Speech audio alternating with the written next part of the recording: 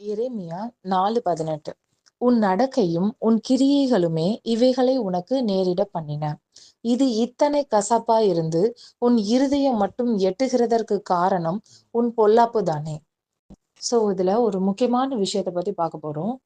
இருதயம் கசப்பால நிரப்பப்படும் போது அதுக்கு முக்கியமான காரணம் அது நம்மளுடைய பாவமோ இல்ல நம்மளுடைய முன்னோர்களுடைய பாவமாவோ இருக்கலாம். ஏன்னா கசப்புன்றது மரணம். மரண கசப்பு தான் இருக்கிறதுல மிகவும் கொடூரமானது. எந்த ஒரு மரணத்தையும் மனிதனுடைய இருதயத்தால தாங்க முடியாது. ஏன்னா அது ஒரு மனிதனை நிலைகுலைய செய்யும். அந்த அளவுக்கு அது ஒரு பயத்தையும் கொண்டு வரும். சோ அதுல இருந்து வெளியே வர்றதுன்றது அவ்வளவு சுலபமானது கிடையாது. இங்க எரேமியா 4:18 ஒரு விஷயம் சொல்லப்பட்டிருக்கு. அது என்னன்னா, உன் நடக்கையும் உன் கிரியைகளுமே இவைகளை உனக்கு நேரிட பண்ணின. அப்போ இதுக்கு காரணம் நம்மளுடைய கிரியைகள் தான். இது இத்தனை கசப்பா இருந்து உன் இருதயம் மட்டும் எட்டுகிறதற்கு காரணம் உன் பொல்லாப்பு தானே. அப்போ நம்மளுடைய பொல்லாப்பு தான் இதுக்கெல்லாம் காரணம் அப்படின்னு எரேமியா சொல்றாங்க. ஓகேவா? இப்போ எப்படி சொல்றதுன்னா, சில நேரங்கள்ல சாபங்கள் தலைமுறை தலைமுறையா வரும்போது, அப்போ அந்த குடும்பத்துல என்ன ஆகும் அப்படின்னா, இந்த மாதிரி அவங்க என்ன பண்ணுவாங்க, மரணம் சம்பவிக்கும். தொடர்ச்சியான மரணங்கள் சம்பவிக்கும். அப்போ நம்ம எல்லாத்துக்கும் பயந்து இருப்போம். நம்மளுடைய இருதயம் சுக்குநூறா நொறுங்கி இருக்கும். நம்மளால என்ன பண்ண முடியாதுன்னா, தேவனை விசுவாசிக்க கூட முடியாது. அந்த அளவுக்கு நம்ம என்ன பண்ணிருப்போம், இருளினுடைய பிடியில இருப்போம். அந்தகாரமும் திகிலும் நம்ம மேல இருக்கும். சோ நம்ம என்ன பண்ணுவோம்னா, அது எப்படி சொல்றது, நம்மளுடைய இருதயம் ஹெவி ஆயிரும், பாரமாயிரும். அது மிகுந்த கசப்பை நமக்கு கொடுக்கும். தேவனுடைய வார்த்தையை நம்மளால கேட்க முடியாது. நம்மளுடைய இருதயத்துக்கு எதுவுமே ஆறுதலையும் சந்தோஷத்தையும் மகிழ்ச்சியையும் நிறைவையும் தராது. ஓகே, இப்ப நம்ம பார்க்கலாம். நமக்கு எல்லாருக்கும் தெரியும் நகோமி ரூத்தோடைய ஸ்டோரி. இப்ப நம்ம அதுல உள்ள சில விஷயங்களை பார்க்கலாம். எப்படி நகோமி அந்த கசப்புல இருந்து வெளியே வந்தாங்கன்னு பார்க்கலாம். ரூத் 1:20. அதற்கு அவள் இங்க சொல்றா, நகோமி சொல்றா, அதற்கு அவள், நீங்கள் என்னை நகோமி என்று சொல்லாமல் மாறாள் என்று சொல்லுங்கள், சர்வ வல்லவர் எனக்கு மிகுந்த கசப்பை கட்டளையிட்டார் அப்படின்னு சொல்றா. அப்போ அவளுக்கு என்ன நடந்தது அப்படின்னு பார்த்தா, ரூத் 1:5, பின்பு மக்லூன் கிலியோன் என்னும் அவர்கள் இருவரும் இறந்து போனார்கள். அந்த ஸ்திரீ தன் குமாரர் இருவரையும் தன் புருஷனையும் இழந்து தனித்தவளானாள். இது ஒரு கொடூரமான ஒரு சிச்சுவேஷன். இந்த சிச்சுவேஷன்ல அவ என்ன சொல்றான்னா, பயங்கரமான மனக்கசப்புல வேதனையில தவிச்சிட்டு இருக்கா. ஓகே, இப்போ இந்த ஒரு சூழ்நிலையில அவ என்ன செய்யறா? இப்ப பாத்தீங்கன்னா, அப்போ அவ என்ன பண்றாங்கன்னா, மோவாப் தேசத்துல தங்கி இருக்காங்க. 10 வருஷத்துக்கு மேல அந்த தேசத்துல தங்கி இருக்காங்க. அப்போ அங்க தன்னுடைய குமாரர்களுக்கு விவாகம் பண்றாங்க. அப்ப 2 ஸ்திரீ, ஓர்பா அண்ட் ரூத், இவங்க 2 பேரும் அவளுடைய மருமக்களா இருக்காங்க. அவங்க யாருக்குமே பிள்ளைகள் இல்ல. இப்போ இந்த சூழ்நிலையில மகன்களும் இறந்து போயிட்டாங்க. அதனால என்ன பண்ணணும், இவங்களை என்ன செய்யறா அப்படின்னா, இவங்களுடைய வாழ்க்கை நல்லா இருக்கட்டும் அப்படின்னு நினைக்கிறா. ஓகே, இப்போ அவ என்ன செய்யறான்னா, இப்ப அவ என்ன செய்யறா, ஒரு நற்செயலை செய்யறதுக்கு விரும்புறா. ஓகேவா? என்னன்னா, தன்னுடைய வாழ்க்கை தான் இப்படி ஆயிட்டு, ஆனா தன்னுடைய மருமக்களாவது நல்லா இருக்கட்டும் அப்படின்னு நினைக்கிறா. இப்ப அவ என்ன பண்றா, யூதயா தேசத்துக்கு புறப்பட்டு போறா. ஏன்னா தேவன் என்ன பண்ணிருக்கா, தம்முடைய ஜனங்களுக்கு ஆகாரம் வழங்கி இருக்கிறான்னு அவ மோவாப் தேசத்துல கேள்விப்பட்டு யூதயாவுக்கு பெத்லஹேமுக்கு புறப்படுறா. இந்த சிச்சுவேஷன்ல அவ தன்னுடைய மருமகளை பார்த்து சொல்றா. ரூத் 1:8. நகோமி தன் 2 மருமக்களையும் நோக்கி, நீங்கள் இருவரும் உங்கள் தாய் வீட்டுக்கு திரும்பி போங்கள். மரித்து போனவர்களுக்கும் எனக்கும் நீங்கள் தயை செய்தது போல கர்த்தர் உங்களுக்கும் தயை செய்வாராக. ஓகேவா? சோ இப்ப என்ன சொல்றேன்னா, நீங்க உங்களுடைய தாய் வீட்டுக்கு போங்க, நீங்க என்னை விட்டு போங்க அப்படின்னு சொல்றா. ஏன்னா நான் ரொம்ப கசப்பான ஒரு அனுபவத்துல இருக்கேன். நான் ரொம்ப கவலையிலையும் வேதனையிலும் இருக்கேன். நீங்க என் கூட இருக்க வேண்டாம். என்ன பண்ணுங்க, என்னை விட்டு விலகி போங்கன்னு சொல்றேன். ஓகேவா? அப்போ அவ அவங்கள ஆசீர்வதிச்சுதான் அனுப்புறா 2 பேரையுமே. என்னன்னா, நீங்க எனக்கு இவ்வளவு நாள் தயவு செய்தது போல கர்த்தரும் உங்களுக்கு தயவு செய்வார். நீங்க என்னை விட்டு போங்கன்னு சொல்லிடுறேன். ஓகேவா? சரி. அப்போ இது என்னன்னா, இது நம்ம பார்த்திருக்கோம். ஓகேவா? இது ஒரு மகா கசப்பான அனுபவத்துல நகோமி இருக்கா. சரி, ஓகே. இது எங்க கனெக்ட் ஆகும்னு பார்க்கலாம். இதே வசனம் இன்னொரு இடத்துல கனெக்ட் ஆகும். அது எங்க அப்படின்னா, கல்வாரி சிலுவையில கனெக்ட் ஆகும். பாத்தீங்கன்னா, அங்க ஒருத்தர் கசப்பான ஒரு அனுபவத்துல இருந்தார். அது அவர் யாருன்னா, தேவகுமாரனாகிய கிறிஸ்து. அவர் வந்து மகா கசப்பான மரணத்தை ருசி பார்த்து கொண்டிருந்த வேளையில அவர் என்ன சொல்றாருன்னா, அவரை பிடிக்க வராங்க. அந்த இரவுல அவருடைய சீஷர்களை என்ன செய்றாரு, அவர் வந்து போக விடுங்கள்னு சொல்லி கேட்கிறாரு. அவர் சொல்றாரு பாருங்க, யோவான் 18:8, இயேசு பிரதியுத்தரமாக, நான் தான் என்று உங்களுக்கு சொன்னேனே, என்னை தேடுகிறது உண்டானால் இவர்களை போக விடுங்கள் அப்படின்னு சொன்னார். ஓகேவா? இங்க நகோமி ஒரு நற்செயலை செய்றா. நீங்க என்னை விட்டு போங்கன்னு சொல்றா. ஏன்னா நான் தான் கஷ்டப்படுறேன், கவலைப்படுறேன். இந்த கசப்ப நான் அனுபவிக்க போறேன். நீங்களும் என்ன செய்ய வேண்டாம். என்னோட சேர்ந்து இத அனுபவிக்க வேண்டாம். என்னை விட்டு போயிருங்கன்னு சொல்றா. இதே போல இங்க தேவகுமாரன் என்ன செய்றாருன்னா, அவர் அவர் எப்பொழுதும் பாவம் இல்லாதவரா இருக்கிறாரு. இப்பவும் அவர் என்ன செய்றாரு? நன்மையே செய்றாரு. தம்முடைய சீஷர்களை என்ன செய்றாரு? அவர்களை போக விடுங்கள். அவர்கள் தப்பிச்சு போகட்டும். அவங்க போகட்டும். இந்த கசப்ப நான் ஏற்றுக்கொள்றேன். அவங்களுக்கு வேண்டாம் அப்படின்னு சொல்லி என்ன சொல்றாரு? நீங்க போங்கன்னு சொல்றாரு. ஓகேவா? அவர்கள போக விடுங்கன்னு சொல்லிடுறார். ஓகே. இப்போ என்ன நடக்குது அடுத்தது? ரூத் 1:14. அப்பொழுது அவர்கள் சத்தமிட்டு அதிகமாய் அழுதார்கள். ஓகேவா? அழுதுட்டு என்ன செய்றாங்க அப்படின்னா, ஓர்பால் வந்து தன் மாமியை முத்தமிட்டு போனாள். ரூத்தோ அவளை விடாமல் பற்றிக் கொண்டாள். இங்க என்ன நடக்குது? ஒருத்தி என்ன பண்றா? முத்தமிட்டுட்டு அங்கிருந்து பிரிஞ்சு போயிட்டா. இன்னொருத்தி என்ன பண்றான்னா, அவள அதாவது நகோமிய விடாம என்ன பண்றா? பற்றிக் கொள்றா.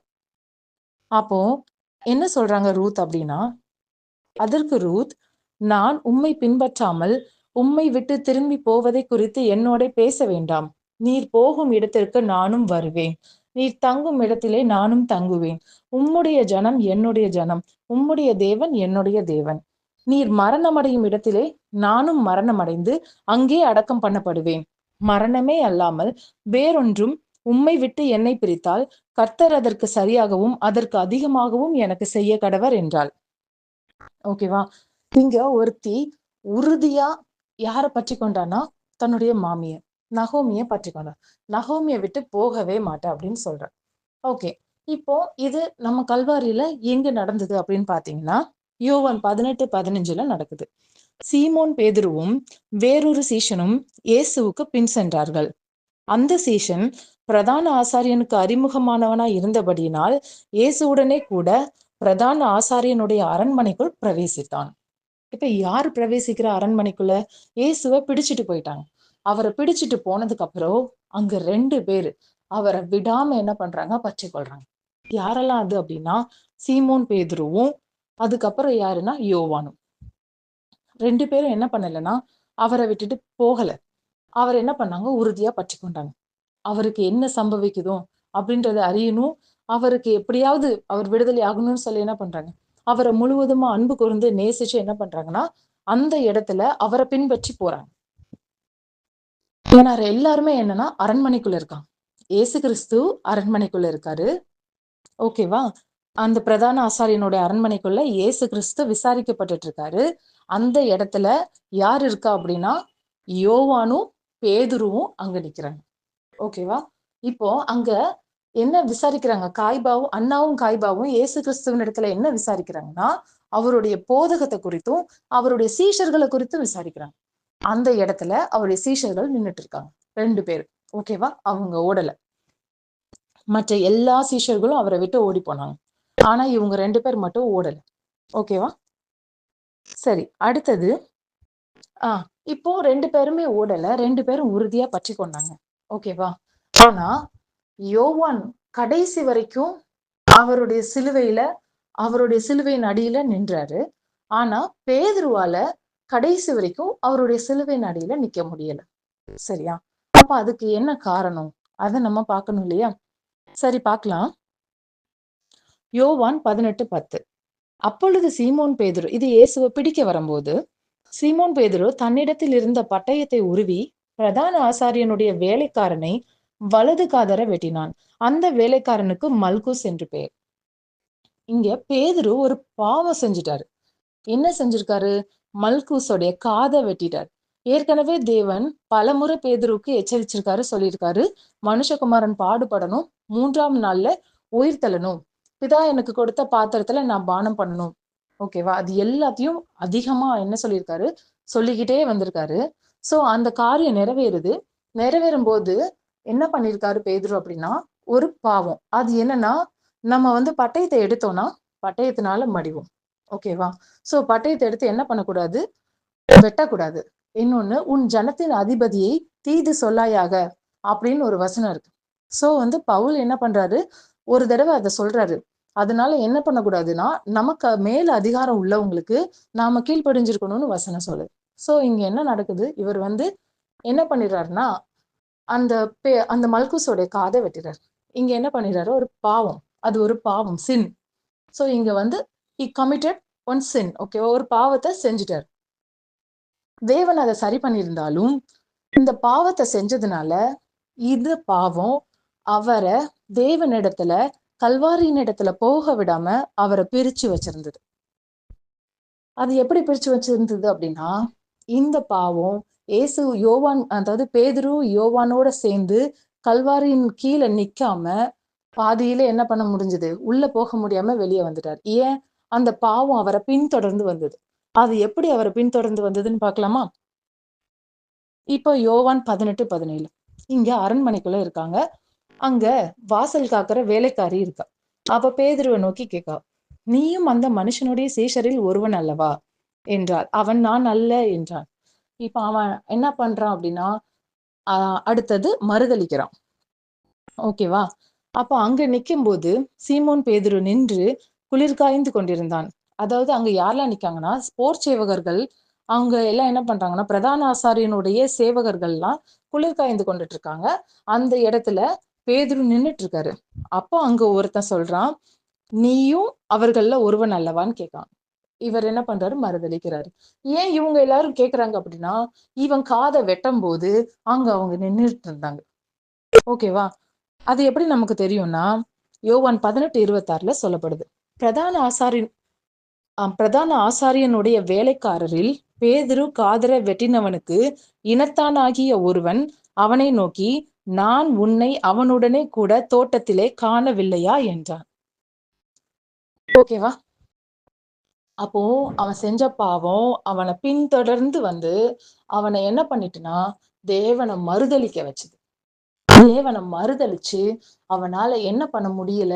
தேவனுடைய மிகப்பெரிய ஆசீர்வாதத்தை பெற்றுக்கொள்ள முடியாம அவன் என்ன பண்ணிட்டானா, அந்த பாவத்தின் நிமித்தமா அவன் உள்ள போகல. சிலுவை வரைக்கும் அங்க போக முடியாம அவன் என்ன பண்ணிட்டான்? ஆண்டவரை மறுதலிச்சிட்டான். ஆண்டவரை மறுதலிச்சு அந்த அந்த 2 தடவை சேவல் கூவுறதுக்கு முன்னாடி 3 முறை அவரை மறுதலிக்கும் போது தேவன் அவனை திரும்பி பார்த்தாரு. அவன் மனதுல குற்றப்பட்டு என்ன பண்ணானா, மனம் கசந்து அழுதுட்டு அந்த இடத்தை விட்டு போயிட்டான்.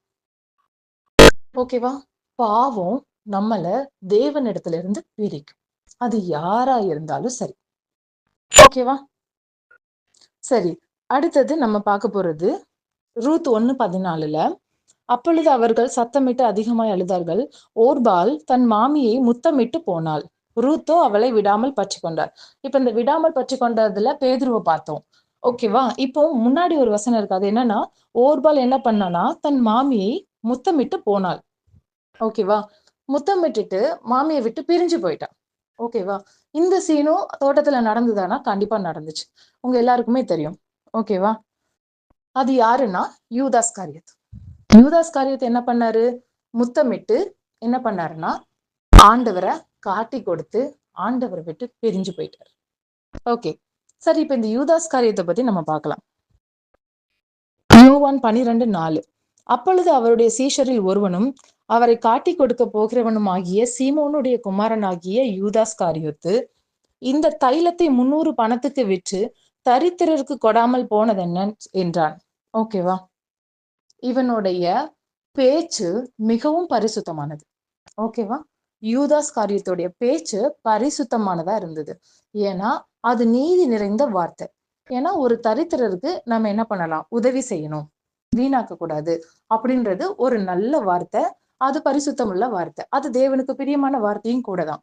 ஆனா அவனுடைய இருதயம் எப்படிப்பட்டதா இருந்ததுன்னா, அவன் தரித்திரரை குறித்து கவலைப்பட்டு இப்படி சொல்லவில்லைன்னு போட்டிருக்கு. அவன் திருடனா இருந்தான்னு போட்டிருக்கு. ஓகேவா?